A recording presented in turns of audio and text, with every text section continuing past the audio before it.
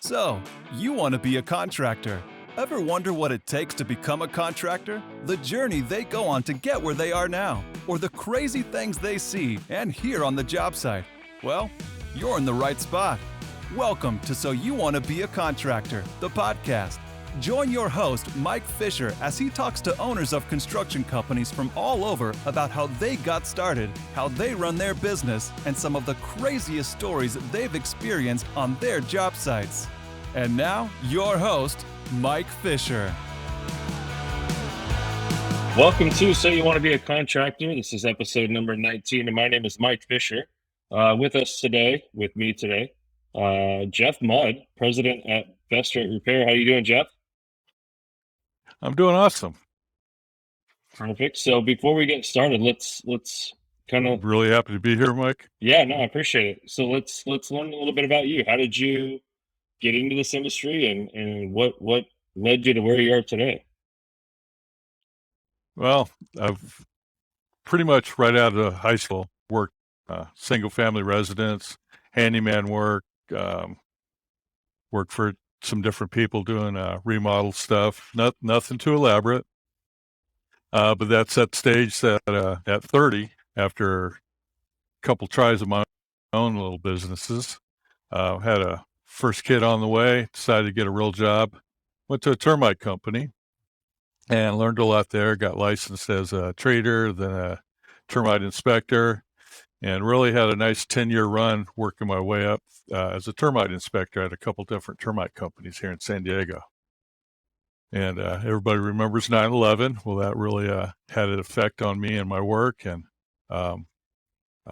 so made the choice to start my own construction company. So it's been about 20 years now since I started after 9/11, and Best Rate Repair Company is really just started off doing the same thing that most termite companies do when they do an inspection for an escrow. We started off doing all the wood repairs that the termite companies would call out on an inspection. So nothing glamorous. We just did a lot of it. Yeah, this is just moved into this house in September, so just had that done pretty recently. So very familiar with that process and how it works. Kind of going back to obviously the beginning, where we're coming out of high school, because this is the part that kind of intrigues me, right, the most, especially with kind of the way our labor market is right now. Was there something that pushed you to the trades? Was it a last resort kind of thing? Was there what was that thought process like, and the decision making process like, in moving into the trades out of high school? Really good question, Mike. I don't think it was anything that detailed. It was more, I was kind of, let's just say, a troublemaker, and it was easy to get into and allowed me to pay a few bills and have some fun in my early 20s there. But the whole time I was kept working, though, kept learning. Did a couple of rounds at a local community college on business management. So I did have my own sole proprietorships a couple times. Fancied college. Did not go to college out of high school at all, but the ability to get a job in the trades was easy, and it paid okay. So. Yeah, I think that's the important part to kind of touch on, right? Because college isn't for everybody. That's pretty clear. And the unfortunate part is that the kind of kids in high school are made to believe that's their only option. But as you mentioned, like it paid well, right? It allowed you to keep working and pay bills, and you were able to, as you said, kind of go to community college as well to kind of specialize or enhance some of those things that you were learning out in the field while you were paying bills, right? It wasn't a 4 years of no making money and then coming out with, $100,000 in debt. You were nothing like making that. money from the beginning, and making money from the beginning and being able to enhance. Yeah, there's a ROP. I forget what it stands for, but I went to that a couple times. Took classes in carpentry, property maintenance, some areas like that. Done a lot of property maintenance for some different property management companies in my 20s. so I've always been a proponent of education. You can get an education in multiple ways now without having to go to college and get in debt. Yeah, for sure. And one of them is just hands-on, right, out in the field. Well, there's obviously on-the-job training. I mean, as an employer, I've had a lot of guys work. Still some guys been there from the 20 years that we've had history. There's still some guys there that long. But the ability to learn outside of work, I think, is something you should always have, even if it's not for your career, but for your self improvement. Right. So, kind of going back to moving into the termite company, where I assume you just wanted a little bit more stability, an established company and some guaranteed work. Was there something specific about the termite work that you were interested in, or was it just simply an opportunity that presented itself at that time? Well, you're definitely right about this. Of starting to raise a family was definitely there. The economy was just 1990, a little bit of a downturn, not much, but it was still there. But really, for me, the previous work that I was doing, one of our lead sources was a termite inspector from a small company in Spring Valley. So I'd already been familiar with doing the termite repairs and the sectioning out the fascia boards and things like that. Definitely was, all through my 20s, I definitely worked with my hands. I earned those aches and pains I've got right now. So you obviously did a lot of bit of work, or quite a bit of work through the termite company, and then what was the obviously kind of you mentioned 9/11 a little bit. Was there something specific that pushed you to, hey, I want to do this on my own? And was it ideas that you had? Was it the way that the business wanted to be operated, or was it simply just the opportunity for the work and being able to do it on your own? I think it was several factors. One, as a termite inspector, I was very privileged and lucky that I could work my own hours. So most of it was during the day when I'd meet realtors or homeowners and do an inspection and go through a presentation process. But if I needed to get off at 2:00 and pick my son up from school and take him to baseball practice, I had that ability, and I could go back to work, 4 hours later when we were all done having our baseball practice and games and stuff. So, or if I had a 3-day weekend with my other son to do Boy Scouts. So I was very privileged to do all that, and I liked that idea when I was thinking about 9/11. What's my life like? But I also learned during that process that I did not want to get into the corporate life. I really liked the freedom of working for myself. I'd already had a couple small businesses that good learning process, good lessons learned, but didn't really turn into a full career at the time. I had some property, had some money saved, so I just felt like it was time. I always had that And so, entrepreneurial spirit, yeah, no, I mean for sure, and obviously, prove or kind of shows in the fact that you've had some other endeavors as well. Going into those first couple of years, or even just kind of getting started, I know obviously I've had a lot of conversations with guys that have kind of followed that same path, and one of the things you've got this mindset that hey, I'm good at what I do, I know how to do it, and maybe I've got my own ideas on how to maybe do it a little bit better, but kind of stepping out, you don't realize that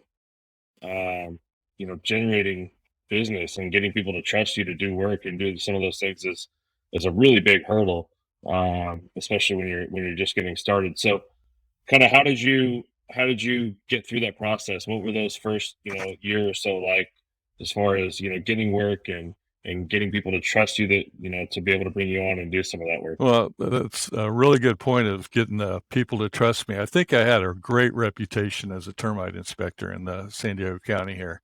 And I just thought, okay, I'm going to start my own business, and all those estate agents, big hitters are going to follow me over to my company, and things are going to be gravy. Seems easy, right? Well, one of the things going back to them was like, well, we like you a lot, Jeff, but you're on your own, and we like the stability having a large company behind you to back you up if there's a problem, to make it through the escrow. So it took a while years to rebuild a new brand or new trust with a lot of the agents that I worked with.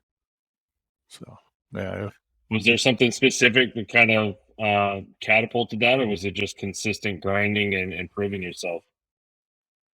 Well, we mentioned earlier about education. So one of the things that I really hadn't had to do before is my own being a termite inspector working for another company was marketing. Yeah. So when you have your own company, I did spend a lot of time at some of the chambers learning about SEO and pay-per-click. Didn't know anything about that. Did networking groups in the evening. So, it's one of those, you get up early. I've made it to the lumber store, got a little lumber, meet the crews. We work all day, come back, knock out a little bit of a phone calls or two, go to a networking group, and then come home and do some QuickBooks accounting. So they made for some long days, and I feel like I've had to do a lot of new education during that process. So getting out of your shell, and the networking thing was definitely one of them. And that's a good point, right? But not being afraid and to put yourself out there and putting your pride in your pocket a little bit and understanding that there's people that have quite a bit of knowledge that can help you, but you just gotta, like you said, put yourself out there and get in front of those people and not be afraid to talk to them and learn a little bit. Yeah, absolutely. Yeah. So learning how to network, learning how to do marketing, pay-per-click, SEO, all that stuff. I would turn into a blog writer for quite a few years. So the website has a huge backlog of blogs on there. So that always helps. It's all about content, right? And that's what's fun about it. And it sounds like you were a little bit ahead of that curve, right? But I think in the construction space or in the contractor space in general, SEO and marketing and social media and blogs and vlogs and all those things are kind of foreign to a lot of contractors and people in this construction space. So I my hats off to you for being kind of ahead of that and being one of I would say the early adopters of that process, especially in our space. Absolutely, it's one of those. The newspaper and the yellow pages were definitely a dying breed. So what's next? You can go into the marketing aspect of Home Advisor and Angie's List and Yelp and all that kind of stuff. That's expensive. Expensive way. You're expensive in your time to run around and find out you're the man out there. Well, at that point, you really just you're low bidding everything, right? I mean, that's absolutely, and that's another thing. I mean, if you're, the name of your podcast, you want to be a contractor. There's always going to be somebody that will do the work cheaper than you. So you have to understand your margins, your cost of materials, how much is labor going to cost. So you have to make a living to do it. It's one thing to, take a job for a very specific reason and discount it, but to just go out there and be the cheapest guy and be busy, that's not going to help you be successful. Yeah, might look good on the top line, but when all things are said and done, and you get to that bottom line, is where the shock factor comes in for sure. Absolutely, yeah. So make sure you understand that the top line rather than understand that early on in your contracting career is crucial. Yeah, for sure. Where do you find your relationships be most valuable? I know. Personally, again, in my experience, this is just back in September. My agent who represented me as a buyer knew somebody, but in our to do the inspection, but and called them up and set it all up. But in the in the sale of our old home, it was the escrow company that set it up. So where do you find your relationships are most valuable in that process, or where are you spending your most time kind of Well, building your network for what new business? what I found was having that relationship with the real estate agent was really the 99% of the time. Every once in a while, we get a broker, or seems like there was a big stretch of time that as a termite inspector, I did a lot of HUD inspections, and that was an escrow officer reaching out for those. But now Right. you've got to have a solid relationship with a real estate agent to be able to get those leads for doing that particular type of escrow transaction work. And that's a really tough road right now. The number of homes for sale in San Diego County compared to what they were, 5 years ago, it's mind-boggling different. Well, it's got to be a competitive space right now. I feel like I personally know 17 different friends who are real estate agents, just because it's such a good business to be in right now, right? Very profitable. But from a marketing standpoint, how much are you spending, whether it's dollars, time, whatever, in cultivating and maintaining and generating new relationships in that real estate agent space versus the website or the social media or the digital stuff? Personally, I like LinkedIn a lot. Most realtors are going to be on there. It's a little more professional on Facebook. I've kind of shied away from Facebook, if not dropped Yeah, it. for sure. Definitely not through COVID, going into the office has just died. Yeah, But that's what built me when I was a brand new termite inspector. Yeah, going into the office and just not knocking on going in the doors. real estate office, and hey, I got some information. Can I leave it in wherever they had their boxes, file cabinets, little cubby holes in the back of the office? But that all changed. So, yeah, I think right now it's for us as Best Rate Repair. We love real estate transactions. We do very well at them, but we don't spend a lot of time marketing for that. I'm more focusing on property management companies, so we do larger projects now. Yeah. So you guys have gotten away from the single family home stuff into the larger multifamily condos, that kind For of the stuff. marketing aspect of it, yes, the multifamily. So if you have a Yeah, condo complex and everybody's got a balcony in the back and they all have the same problem, that's a lot more efficient. And property managers also recognize and have a fiduciary responsibility to make sure everybody's licensed and insured, doing it correctly. So it's a lot longer sales process to do it right. And I think we can do a better product for the customer that way. And everybody downline, from the property managers to the owners to sometimes just the renters that are in the units, I'll get a better product that way too. They're not chasing low bid. That's going to be a problem in the future. Yeah. questionable. Yeah, for sure. So what does your labor force look like now, and kind of what was that process like in building that up? It sounds like you've probably got quite a few guys on a team We've now, right? grown it quite a bit.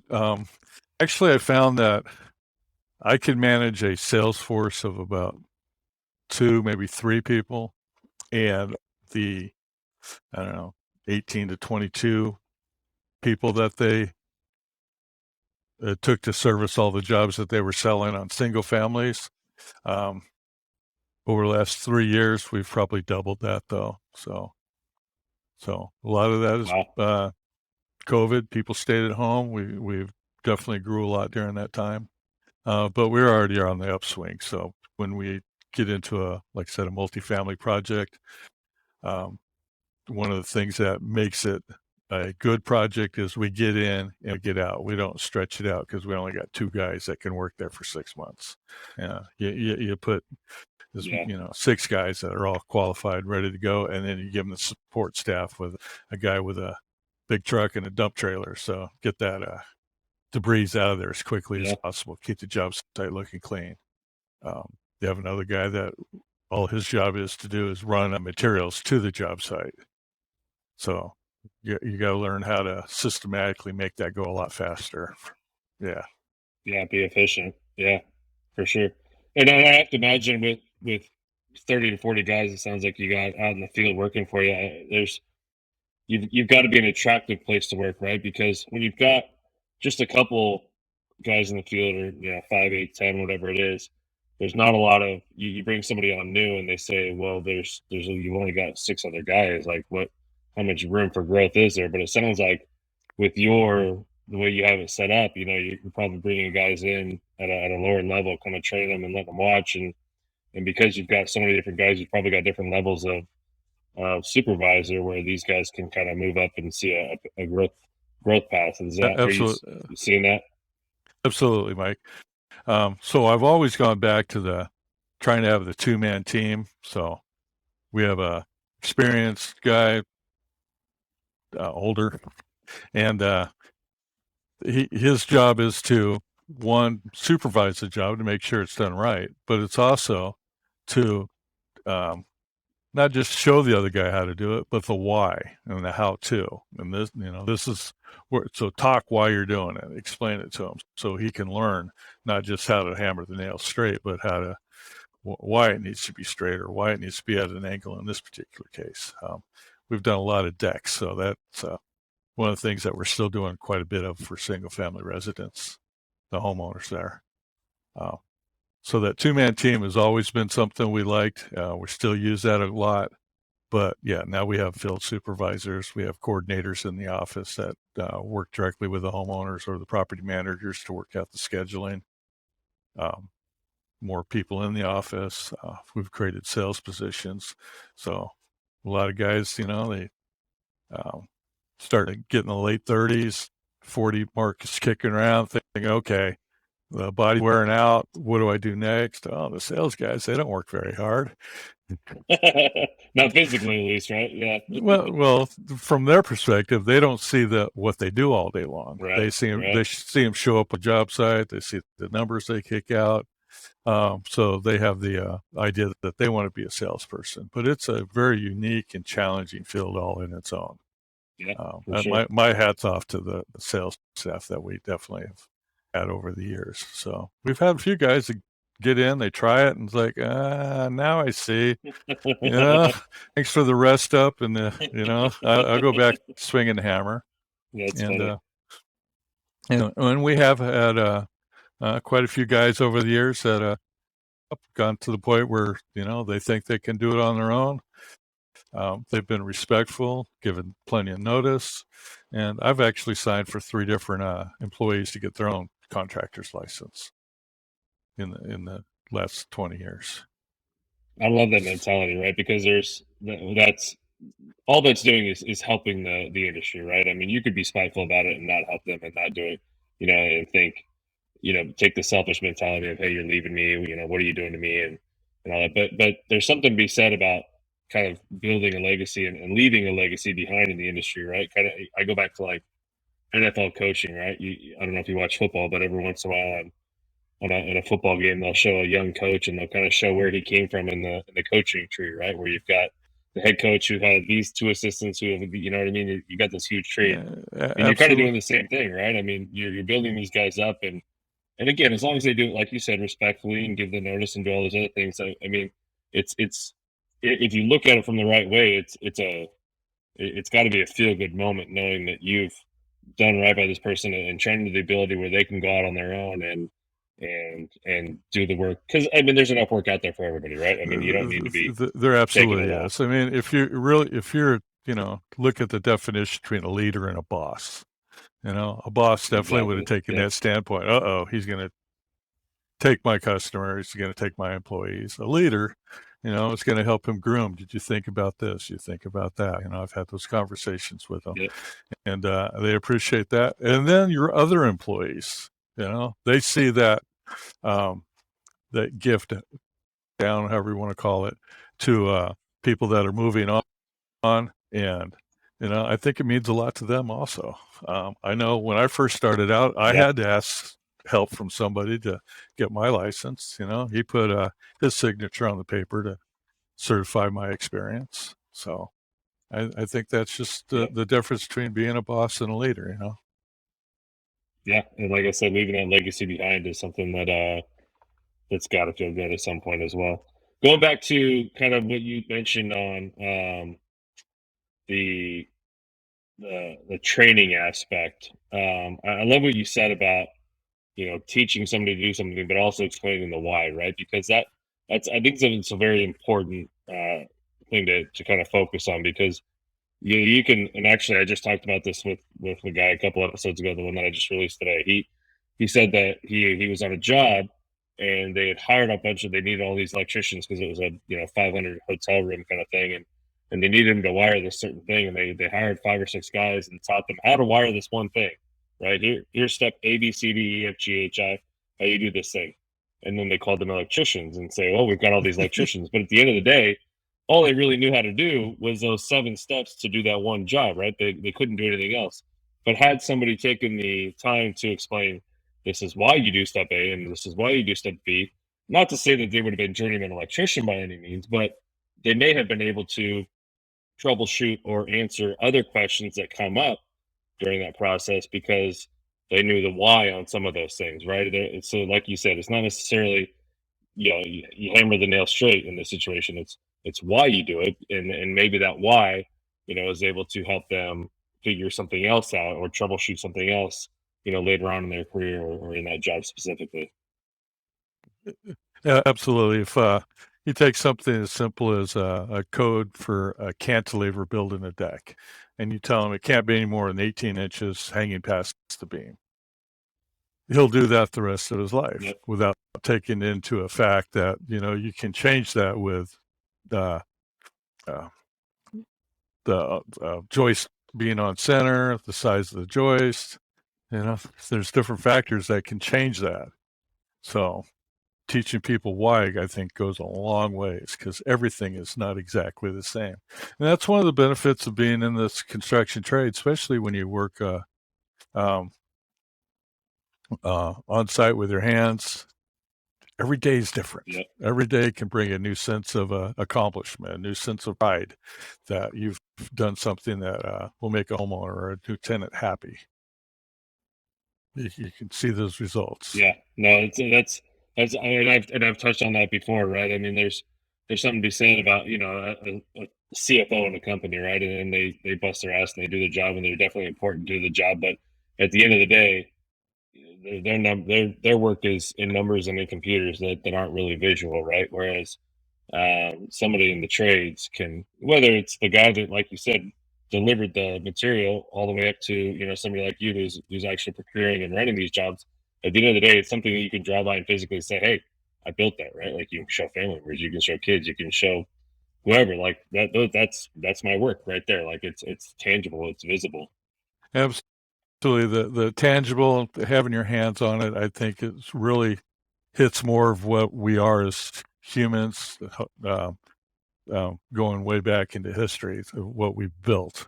I mean, the CFO that's running numbers, I'm sure when he comes up with let's make an adjustment here and the numbers balance out a lot more, make the company more profitable, he has that same sense of accomplishment Oh, and for sure. pride in his Yeah. work.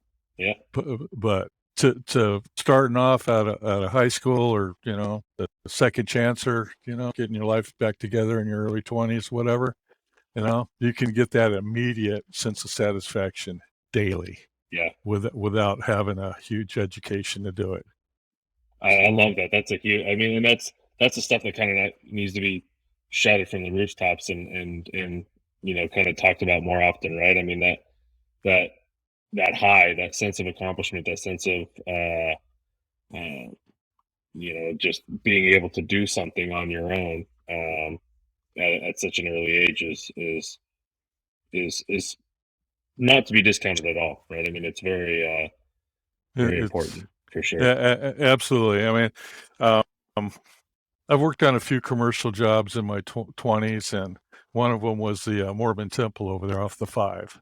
Yeah. And driving by that, I can still bore my kids with the same old stories. Hey, I climbed the scaffolding all the way to the top where that little gold statue is. There's not a single room in there that's, if the room is square, the ceiling is not. It has a dome or multiple levels. Nothing in there is really square. So, and yeah. The wife says, "Oh yeah." So going back there, I mean, and how many people have built this country that have felt the same way driving by? I helped build that bridge. I helped do this. I helped do that. Yeah. So that church is a perfect example because that thing's massive and literally you can't miss it driving down the freeway in La Jolla, right? I mean, it's absolutely an icon, and I wasn't special there. It's just a laborer, toting drywall. Right. No, I mean, you don't have to be the guy that architected it or designed it or this general superintendent, right? I mean, you could literally just be the guy that was, putting in flooring or delivering drywall. But regardless, I mean,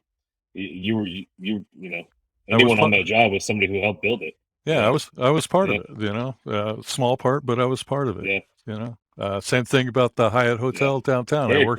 I worked on that the first day there, and they said, "Where do I go?" And I said, "Follow that guy," and follow him over to some metal elevator going up the side of the building, which I never really experienced. Get to the top floor, and they said, "Sweep it." I was like, "Okay." I did perfect job till about 6 feet from the edge, and then that's where the broom mark stopped. There's no walls. Yeah, so. That's awesome. So I mean, it sounds like you guys are obviously on a pretty good trajectory, and are you at a point where you're, I don't want to say comfortable, right? Because that's a bad word to use, but you're in a good space from a size and a workflow standpoint, or is it, looking to grow over the next 3? What does the next 3 to 5 years look like for you guys? That's a really good question, Mike. So one, I recognized my management abilities, bandwidth, you might call it, to be able to manage everything. So I do have a partner in there that he will take over the company over the next few years. So he's done a great job so far, giving me more time in my life, a little better balance. So. Yeah. And then from there, just kind of leave it up to him as far as what he wants to do as far as growth. We call it our dating period. We spent several months, going over, our values, what we want to see out of the company, how we manage, what employees mean in the company, and he definitely, we definitely seen eye to eye on a lot of things. So that's good. I think it's got to be nice knowing you're leaving it behind, and like I said, part of that legacy thing too, right? Where it's gonna continue on with the same kind of principles and philosophies. Yeah, absolutely. Yeah, I mean, he even helped me come up with. I mean, it's the founder is like, you found this thing, you built it to this step.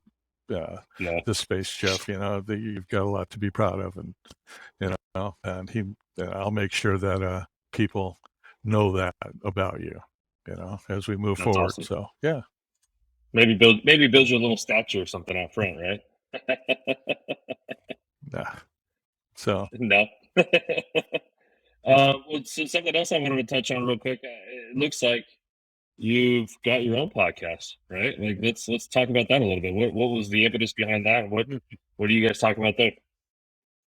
Yeah, thanks for asking, Mike. So one of the frustrations that I had is most business owners, the people in the construction industry, is I can't find employees, let alone good employees, that want to get into the trades.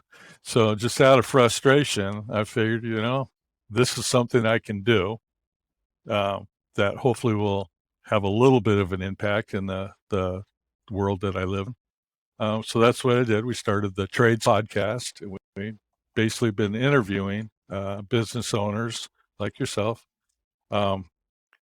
about what their career paths are like, what's the opportunities. And then, I've interviewed a roofer and a painter and, HVAC. And so if a young adult is listening to that, then they can get a good general idea of what it's like to work for that type of trade, what the opportunities are.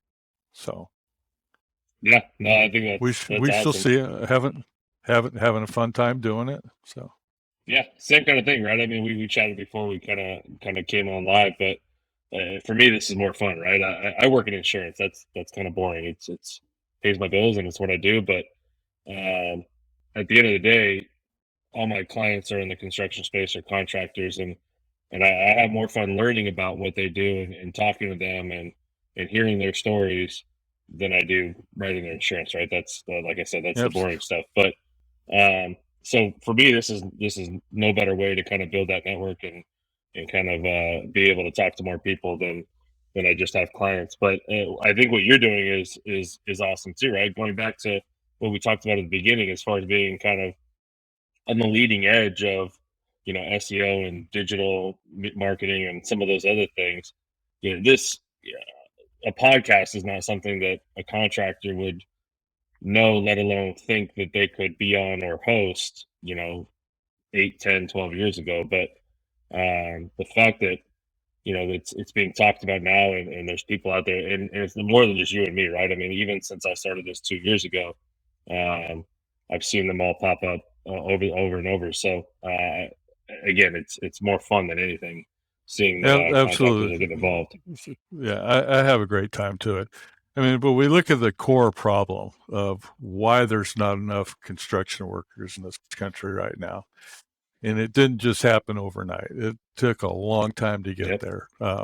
School funding, loss of wood shop, the parents' perception on what their kids should be to be successful, the stigma of uh, being a plumber as opposed to being a doctor, Yep. different Yep. things like that. There's the whole shift in the way this country thought. And I think we're turning the corner, but this is a one big ship to turn around. So it's going to take Yep. some time, and I think we all need to make our perspective on it. And I look at it this way: I'm at a point now in my career, my cycle of working, that you know what, if I do this podcast for another 5 years, and I change the trajectory for a couple kids and make them productive citizens and happy family people, you know what, it's all worth it. Yep. 100%. That's awesome. I love that mentality. Very perfect. Well, Jeff, this has been great. I love everything you're doing, and I can't wait to kind of follow you more, not only from the podcast, but professionally, and see where you guys are headed. So let's definitely keep in touch. But before I let you go, I want to give you an opportunity to kind of let everybody know where to find you, how to get a hold of you, whether it's the podcast or with Best Rate, and kind of give your shout outs. Yeah, appreciate that, Mike. It's a pleasure being on your podcast. I really enjoyed it. My name's Jeff Mudd. I am a opponent of LinkedIn, so I'm on there. And Best Rate Repair Company, their website is BEST-RATE-REPAIR.com. Best Rate Repair. So right here in San Diego, nice company to work for, I believe. A lot of the people inside are very happy, and I think we do a great job for a lot of customers out there now. So thank you, Mike. Perfect. And your podcast is the Trades Podcast, and I assume you're on most of the major podcast networks. And Absolutely, yes. We're slowly working on a little website to support it, get some resources on there, and we got really creative, thetradespodcast.com for the website. I hear you. I was right there with you. Awesome. Well, Jeff, again, this has been great. I appreciate it. Thanks for taking the time, and let's keep in touch and stay safe out there. Looking forward to it, Mike. Take care. Hey, thanks for listening. If you had a good time, be sure to hit that subscribe button to get all the latest episodes. And if you had a really good time, leave a review to let us know what you thought. Until then, go gather some crazy stories on your job sites, and we'll see you next time on So, You Want to Be a Contractor.